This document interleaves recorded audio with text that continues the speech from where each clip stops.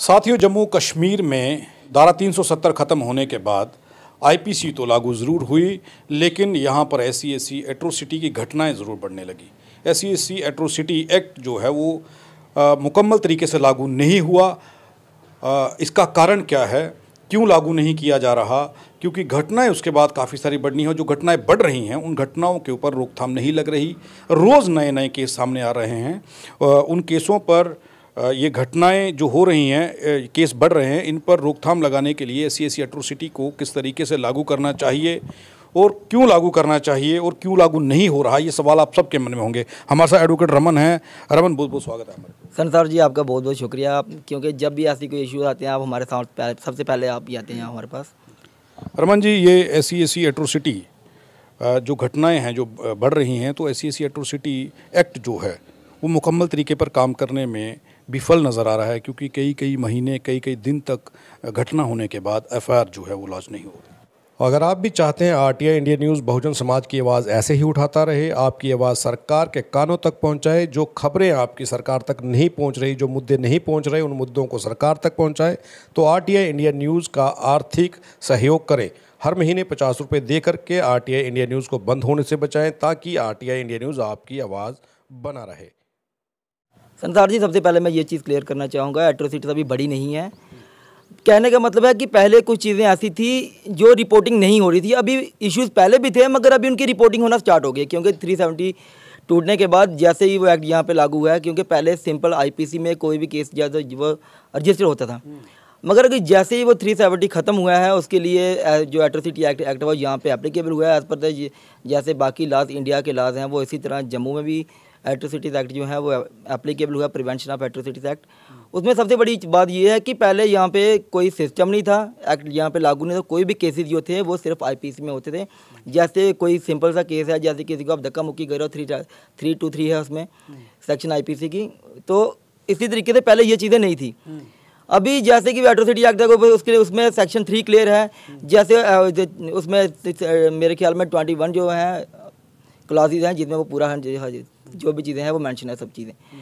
और जैसे कि आप बात करें इम्प्लीमेंटेशन की, एक तो इश्यूज आ गया कि रिपोर्टिंग नहीं थी पहले और एक्ट यहाँ पे एप्लीकेबल नहीं था। अभी उसकी रिपोर्टिंग होना स्टार्ट हो गई है।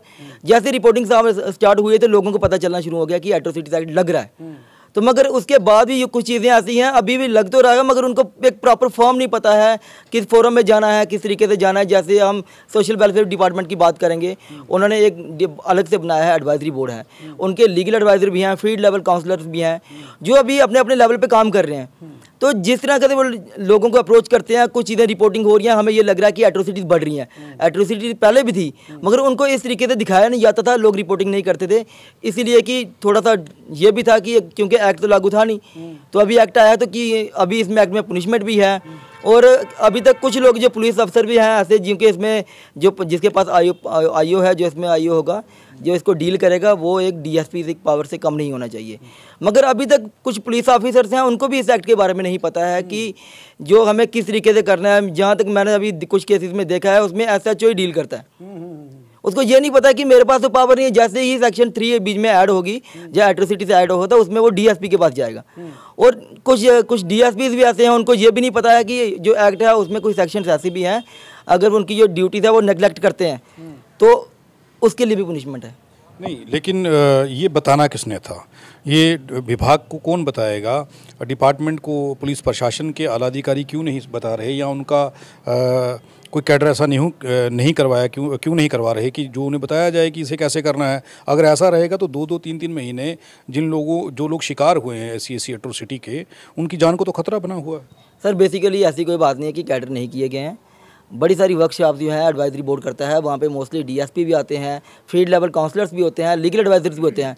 मगर बात यह है कि कुछ जगह पे ऐसा आता है कि अगर पुलिस वाले ये सोचते हैं कि अगर हम उस एंगल में लेके चलेंगे कास्टिज्म में, कहीं ना कहीं हमें ये होगा कि हम कास्टिज्म को बढ़ा रहे हैं। मगर वो उनका जो एस्पेक्ट है वो इस तरीके से लेके चल रहे हैं कि हम तो ख़त्म करने के इश्यूज़ में अगर कहीं होता है किसी, क्योंकि कोई भी लॉज जो बनाए जाते हैं वो इसीलिए बनाए जाते हैं कि उस चीज़ को रोका जाए, ना कि उस चीज़ को बढ़ाया जाए। मगर जब एट्रोसिटी एक्ट लगाने की बात आती है वहाँ पे ये चीज़ आती है कि अगर आप ऐसा लगा रहे हैं यार ऐसा तो होता नहीं था, ये लोग इसका मिसयूज़ कर रहे हैं। मगर अगर कोई भी लॉज है तो मिसयूज़ वहीं पे होता है, यहाँ पे उसका यूज़ भी होता है। अगर domestic violence act, protection of women from domestic violence act बना था तब ये बना था क्योंकि 125 में कुछ ऐसे प्रोविजंस नहीं थे जिसकी वजह से उसको बनाया गया। अगर उसमें बनाया गया तो मोस्टली प्रेफर उसी चीज़ में करेंगे लोग जहाँ पे अच्छा रिलीफ मिलेगा। नहीं, आपने ये कहा कि वो ये लोग सोचते हैं कि इसका मिसयूज़ ना हो, ये सोचना उनका काम है या कोर्ट का काम है? ये तो फाइनली कोर्ट में देखना है, मगर प्राइमा फेशिया जब बनाना है एफआईआर तो प्राइमा फेशिया केसेस पे ही बनती है। मगर वो इसी चीज़ में पहले तो क्योंकि अभी कुछ केसेस में ऐसा हमने देखा कि वो अपने लेवल पे इंक्वायरी करना शुरू कर देते हैं। इवन कि हमने कोर्ट से भी 1-2 ऑर्डर करवाया कि वहाँ पे एफआईआर लगाई जाए, वहाँ पे डायरेक्ट ऑर्डर था कि to register FIR against the accuse person. मगर वहाँ पे बोल रहा है कि नहीं हमें यहाँ प्रिलिमिनरी इंक्वायरी कंडक्ट करनी है, क्योंकि उनको ये नहीं पता है कि कुछ जजमेंट सुप्रीम कोर्ट की ऐसी भी आई थी यहाँ पे उन्होंने बताया था कि प्रिलिमिनरी इंक्वायरी की जरूरत नहीं है। और वहाँ पे भी कुछ ऐसे प्रोविजन है यहाँ पे एंटीसिपेटरी बेल भी लाई नहीं कर दी है, मगर वो क्या पता उनका अक्यूज जाएगा वो एंटीसिपेटरी बेल लेके तो उसको अरेस्ट ही नहीं करेंगे। ये बहुत बड़ी बात इन्होंने कही है एडवोकेट साहब ने जो कहा है, बताया है कि भाई उन लोगों को भी खुद मालूम नहीं कि मामला जो है वो जब दर्ज होगा उसकी इंक्वायरी कौन करेगा। ये बड़ी चीज़ें हैं, ये विभाग को संज्ञान में लेना चाहिए कि पुलिस प्रशासन के लोगों को ये कैसे बताना है। रजत, आपके पास काफ़ी सारे मामले आते हैं, मामलों में आप सामने भी रहे हैं, खड़े रहे हैं, और जब आप उन मामलों में जाते हैं वो देखते हैं तो पुलिस का रवैया क्या रहता है? जब आप खुद बात करते हैं तो क्या उनकी ओर से कैसा रहता है? आपको लगता है कि उन लोगों को इसके बारे में जानकारी है या फिर अभी ऐसी एट्रोसिटी की उनको पूरी जानकारी नहीं है पुलिस के लोगों? हाँ, देखिए संसार जी, जब भी कोई एट्रोसिटीज़ जो है सामने आती हैं तो जब भी कोई विक्टिम जो है पुलिस को अप्रोच करता है, वो एक अपनी रिटन एप्लीकेशन पुलिस वालों को देता है, तो मुझे समझ नहीं आती है कि पुलिस वाले इस SC/ST एट्रोसिटीज़ एक्ट को एक टाबू की तरह क्यों देखते थे। ये भी एक वैसे ही ऑफेंस है जैसे कि डोमेस्टिक वायलेंस है, ये भी वैसे ही ऑफेंसेस है जैसे IPC की सेक्शंस में ऑफेंसेस हुए हैं, ये भी narcotic drugs and psychotropic substances के एक्ट में जो ऑफेंसेस जिस तरह का, ये भी एक ऑफेंस है। इसको एक टाबू की तरह मुझे लगता है कि पुलिस वालों को नहीं देखना चाहिए। इनफैक्ट पुलिस वालों को अपने लेवल पे सेमिनार्स करना चाहिए ताकि लोग डरे ना। इनफैक्ट जब विक्टिम पुलिस को अप्रोच करता है तो उसे कहीं ना कहीं पुलिस वाले ही जाके सबसे पहले ये कहते हैं कि भाई यार ये एट्रोसिटीज़ एक्ट आप सोसाइटीज़ में कन्फ्लिक्ट कर रहे हो। भाई एक विक्टिम के साथ he is victimised on the basis of his cast, and police officers कहीं ना कहीं उसको एक टाबू की तरह जब देखते हैं तो विक्टिम के अंदर कहीं ना कहीं एक डर सा पैदा हो जाता है। तो विक्टिम ये तो कुछ रेयर केसेस हैं जो सामने आते हैं, बहुत सारे केसेस तो अभी तक सामने ही नहीं आते हैं। तो मेरा यही मानना है कि बहुत सारे जो गवर्नमेंट को भी इसमें जो है सेमिनार्स कराने चाहिए। हम लोग भी सामाजिक लोग जो हैं जो है हम लोग भी इसी वक्ता जो है पंचायत में जाके सेमिनार्स करवाते हैं, लीगल एड कैंप्स करते हैं, सो दैट लोगों को जो है समझ आए कि एट्रोसिटीज़ एक्ट है क्या, एट्रोसिटीज़ एक्ट क्या है और इसको किस तरीके से जो है डील करना है। तो मेरा आपके चैनल के माध्यम से एक ही मैसेज है कि जितने भी जो जम्मू कश्मीर के अंदर जितने भी जो हैं DSP साहब जितने भी जो इस एक्ट में जो है डील करते हैं इस एक्ट को, तो उनको इस एक्ट को भी नॉर्मल IPC की तरह इसको देखना चाहिए। उनके पास अगर कोई कंप्लेंट आती है तो उनको यहाँ पे प्रिलिमिनरी इंक्वायरी नहीं करनी है। एक्ट के अंदर साफ लिखा गया है कि सुप्रीम कोर्ट की इसमें जजमेंट्स भी हैं कि no preliminary inquiry is required. जब भी आपके पास कोई एप्लीकेशन आती है आपको उसकी कॉग्निजेंस लेनी है और फटा से फट जो है जल्दी से जल्दी उसके अंदर जो है FIR लगानी है। अच्छा, मैंने किसी मामलों में आपको देखा गए हुए वहाँ पर, तो मुझे ये पता चला कि अभी तक वो SC एट्रोसिटी जो लगी थी, जिन लोगों के अगेंस्ट हुआ था, जो इसके पीड़ित हैं, उनके बयान हुए, सब कुछ हुआ, लेकिन जिन लोगों ने ये क्राइम किया था, जिस घटना को अंजाम दिया था, वो लोग अभी तक अरेस्ट नहीं हुए। मेरे ख्याल से 1 से 1.5 महीना होने लगा इस चीज़ को। सरसार जी, बड़े दुख से मुझे ये बात मीडिया के सामने कहनी पड़ रही है कि लगभग 1 मंथ के अंदर जम्मू कश्मीर के अंदर कम से कम भी मेरी जो नॉलेज में है कम से कम 5-6 केसेस जो एट्रोसिटीज़ एक्ट के सिर्फ जम्मू डिस्ट्रिक्ट के अंदर जो सामने आए। और बड़ी दुख से मुझे एक बात आपको मैं कह रहा हूँ कि एक अखनूर के अंदर हमारे एक एट्रोसिटीज़ एक्ट जो है सामने आए और उसमें आईओ थे उस केस में, उन्हें टोटली उस केस की ना मतलब इन्वेस्टिगेशन की मुझे समझ नहीं आ रही है, धज्जियाँ उड़ा दी हैं। क्या इन्वेस्टिगेशन की मुझे कोई समझ नहीं आ रही उस इन्वेस्टिगेशन की। और कभी भी मुल्ज़मानों को अरेस्ट ही नहीं किया, मुल्ज़मानों को कभी उस केस में अरेस्ट नहीं। इनफैक्ट जिन्होंने एफआईआर लगवाए, जिनके साथ जो विक्टिमाइज थे, जो विक्टिम थे, उनके ही ऊपर जो है पर्चा काट लिया, सो दैट कि आने वाले टाइम एक पुलिस को एक अच्छा रोल प्ले करना चाहिए, सो दैट लोग उनके पास अगर कोई अप्रोच करें तो उन्हें डर ना लगे। पुलिस एक माहौल बनाने की कोशिश करती है कि भाई तुम हमारे पास SC/ST एट्रोसिटीज एक्ट में आओगे तो हम उल्टा आपके ऊपर कोई ना कोई झूठा मुकदमा कर देंगे। अभी हाल ही में कल डोडा के अंदर मुझे एक चीज़ मैं आपको और ऐड ऑन करूंगा कि लोग, मुझे ये समझ नहीं आ रहा कि लोगों के अंदर एक पुलिस को एक इको फ्रेंडली माहौल बनाना, एक फ्रेंडली माहौल डेवलप करना चाहिए कि सो दैट जो है लोग जो हैं पुलिस के साथ बड़े आराम से जा पाएँ। लेकिन लोग जो हैं, हमारे लोग जो डरते हैं जाने में, पुलिस के सामने डरते हैं। इनफैक्ट हमें फ़ोन आते हैं, मतलब लोगों को पुलिस से ज़्यादा जम्मू कश्मीर के अंदर संस्थाओं पे, चाहे वो भीम आर्मी हो या किसी लॉयर्स हों, या उनके पास जाना पड़ता है। पुलिस के सामने जाने से लोग ना डरते हैं। तो जैसे कि अभी एक पौनी चक के अंदर भी एक बहुत बड़ा जो है हादसा हुआ, जिसके अंदर जो है एक दलित परिवार का जो है घर जलाया जाता है। मुझे समझ नहीं आ रही है कि उस केस में पुलिस क्या इन्वेस्टिगेशन कर रही है, वो कैसी इन्वेस्टिगेशन कर रही है जिसमें आपने अभी तक मुलजिम को ही अरेस्ट नहीं किया। आप लगातार विक्टिम को बुलाए जा रहे हो, रोज आप विक्टिम को फोन कर रहे हो, आप आज आ जाओ, आज ये बोलो, आज आके ये स्टेटमेंट दो, आज आके वो स्टेटमेंट दो। ये कैसी इन्वेस्टिगेशन कर रहे हैं वो, जिसमें आप मुलजिम ही अरेस्ट नहीं कर रहे हो? तो ये क्या इन्वेस्टिगेशन, वो ऐसी इन्वेस्टिगेशन जिसमें मुलजिम अरेस्ट ही नहीं है, तो क्या ऐसी इन्वेस्टिगेशन फेयर इन्वेस्टिगेशन हो रही है क्या? तो ये जो ऐसी चीज़ें हैं, ये एक सवालिया निशान जो है मार्क कर लेता है पुलिस की क्रेडिबिलिटी पे, कि पुलिस जो है क्या विक्टिम का साथ दे रही है कि पुलिस जो है कहीं अपराधियों का साथ दे रही है। तो ऐसी जो चीज़ें हैं, तो मैं आपके चैनल के माध्यम से यही कहना चाहता हूँ कि जम्मू कश्मीर के अंदर ऐसी बात नहीं है कि एट्रोसिटीज़ एक्ट, जैसे हमारे काबल साथी ने बोला कि एट्रोसिटीज़ एक्ट आज ही ये एट्रोसिटीज़ एक्ट, ये जो वारदात सामने आ रही है, पहले से ही जम्मू कश्मीर के अंदर सिविल राइट्स एक्ट था 1955 का, सिविल राइट एक्ट ऑलरेडी था, उसके अंदर जो है पहले मुकदमे दर्ज होते थे। लेकिन और IPC भी यहाँ पे पहले से ही इनका जो एप्लीकेबल थी, लेकिन कुछ ना कुछ सिविल लाइबिलिटीज़ एक्ट 1955 में कुछ लकूना थे, IPC में कुछ लकूना थे, इसलिए लेजिस्लेचर ने जो है 1989 का एक्ट बनाया। इस क्यों बनाया? क्योंकि उन एक्ट्स में कहीं ना कहीं लकूना था, उन एक्ट्स में कहीं ना कहीं उस लेवल के वो एक्ट नहीं थे कि जिसमें जो है इन SC/ST लोगों को जो इंसाफ नहीं मिल पाता था। इस वजह से लेजिस्लेचर ने ये एक्ट बनाना पड़ा। तो मेरे बड़े दुख से मुझे कहना पड़ रहा है कि पुलिस वालों को मैं आपके चैनल के माध्यम से ये बताना चाहता हूँ, रिक्वेस्ट करता हूँ कि इस एक्ट को है एक टाबू की तरह ना देखा जाए। ये भी एक्ट जो है IPC की तरह, और दूसरी जो एक्ट्स होते हैं उनकी तरह ही एक एक्ट है। एक मैं दूसरे समाज के लोगों को, चाहे वो दूसरे जनरल कैटेगरी के समाज के लोगों को भी मैं एक चीज़ बताना चाहता हूं कि इस एक्ट को पढ़ें, इस एक्ट को आपको भी पढ़ना चाहिए और कोशिश करनी चाहिए कि एक फ्रेंडली बिहेवियर डेवलप करो, समाज में प्यार मोहब्बत से रहो और समाज में ऐसी जो है हरकतें ना करो जिस वजह से है आपके ऊपर जो ये एट्रोसिटीज एक्ट लग जाए। तो मैं चाहता हूं कि आप भी इस एक्ट को पढ़ें।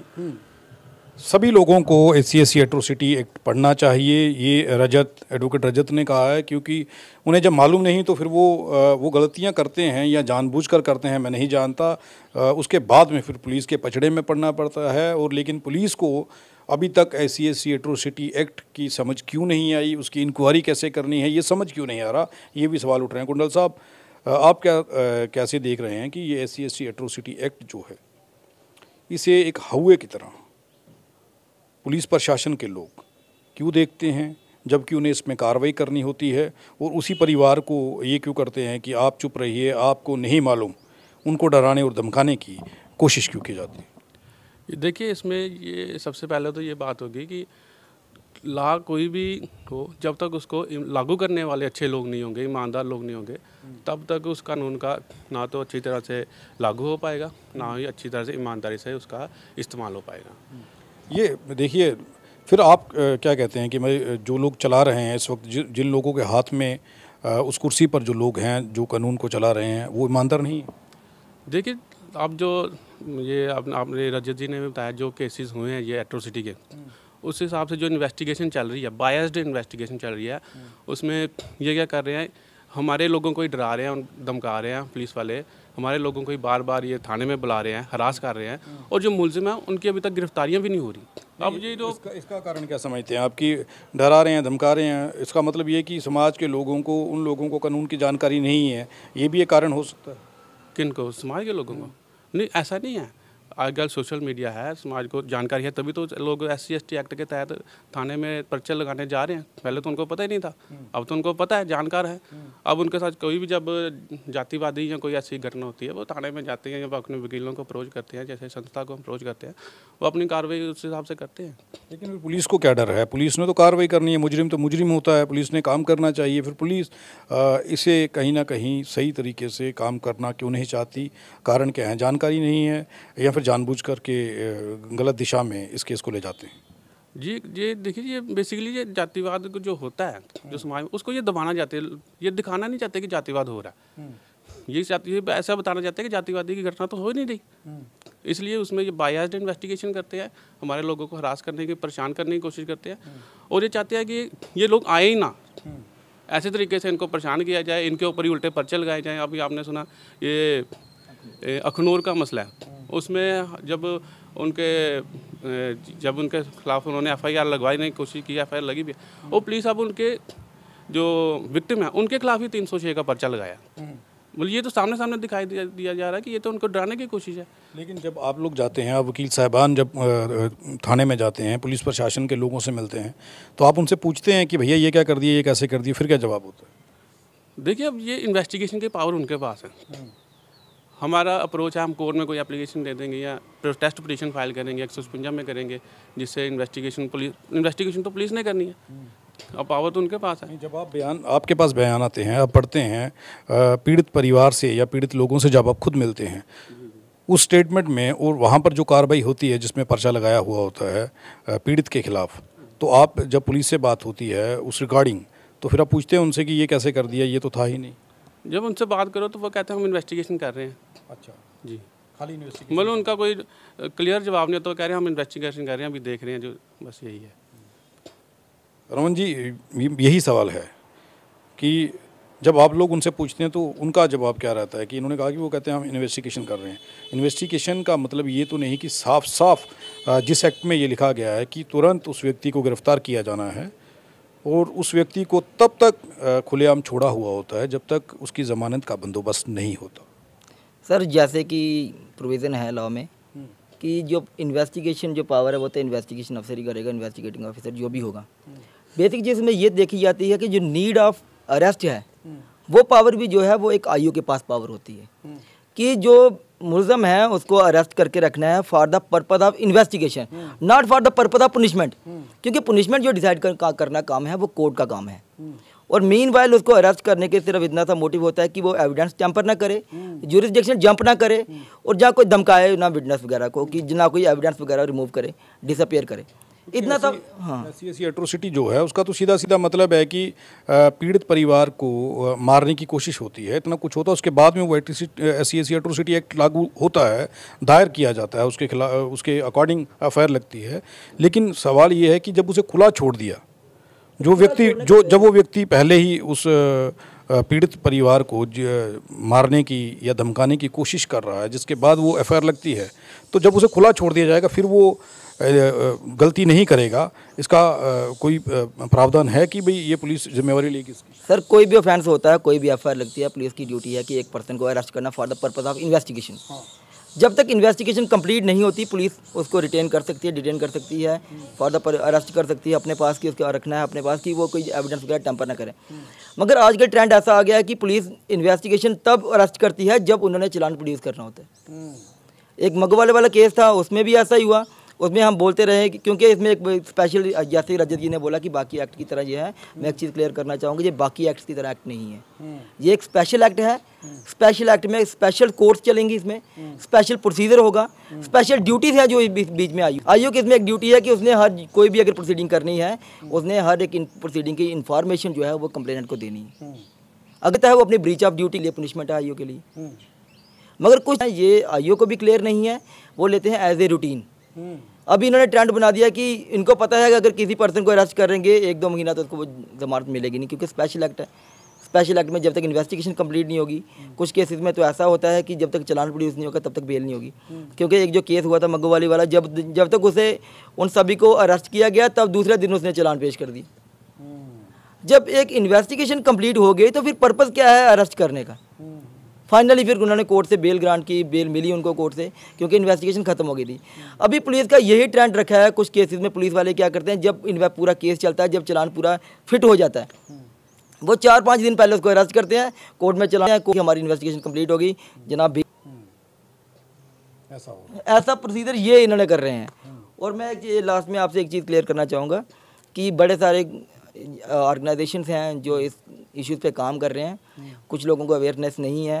एक चीज़ सभी को मैसेज देना चाहूँगा कि एडवाइजरी बोर्ड बड़ा अच्छा काम कर रहा है इसके ऊपर। उन्होंने फील्डर्स भी जो हैं वो अपॉइंट किए हुए हैं, हर एक हैं, लीग भी अपॉइंट किए हुए हैं, कोर्ट जो है कोर्ट वो भी डेजिग्नेटेड हो गई है, और स्पेशल पीपी भी अपॉइंट किए गए हैं, मगर स्पेशल नहीं किए गए जो पहले पूरा इस एक्ट का चार्ज दिया गया है। क्योंकि पहले पूरा इंफ्रास्ट्रक्चर नहीं था, पूरा सिस्टम नहीं था कि किसको डील करना है, ये केस कौन डील करेगा, किस तरीके से डील करेगा। अब इसके लिए कोर्ट्स बन गई हैं, बनी भी हैं, अगर चार्जेस दिए हैं, मगर एक इंफ्रास्ट्रक्चर दे दिया कि आप ये कोर्ट इसी कोर्ट में डील किया जाएगा। बड़ी हैरानी की बात है कि पुलिस प्रशासन अभी तक अपने पुलिस के ऑफिसरों को नहीं बता पाया कि एट्रोसिटी एक्ट में पीड़ित परिवार इंसाफ कैसे करना है, इसकी जांच नहीं है, और जिस व्यक्ति ने यह क्राइम किया है उसे जेल में डालना है तब तक जब तक उसकी इन्वेस्टिगेशन होती है कि नहीं डालना। ये सारी चीज़ें हैं जिसके ऊपर अभी तक वो समझ ही नहीं पा रहे कि जम्मू कश्मीर के अंदर आईपीसी लागू होने के बाद SC/SC एट्रोसिटी एक्ट लागू हो चुका है, और अपने ऑफिसरों को, पुलिस प्रशासन को, पुलिस विभाग को ये चाहिए कि अपने ऑफिसरों को ट्रेनिंग दें, उन्हें बताएं कि इस केस पर कैसे काम करना है और किस ऑफिसर की पास ये पावर हैं जो इस केस को डील करेंगे। आप देखते रहें RTI इंडिया न्यूज़, लोकतंत्र का पहरेदार, ताकि हम पहुंचा सकें आप तक वो खबरें जो नहीं पहुंच रही, जो नहीं बताई जा रही। धन्यवाद।